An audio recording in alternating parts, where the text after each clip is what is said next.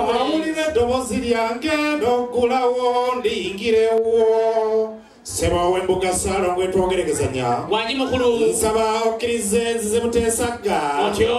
Saagala kwepampalikanga akanyonyi akabiika mu nkanaga. Bwekatuuka. Njagala nkutegeeza ebigambo bino mukulu. Iye. Nzize n'omwana w'obulenzi Kizito atunuza enkokola. Wangi mukulu. Kitange ziringanga amafubu g'abatabaazi. Iye. Olw'okuba gye muli eyo mwekiikya mwesiribitta. Otyo. Nsaba okkirize nyanyagire.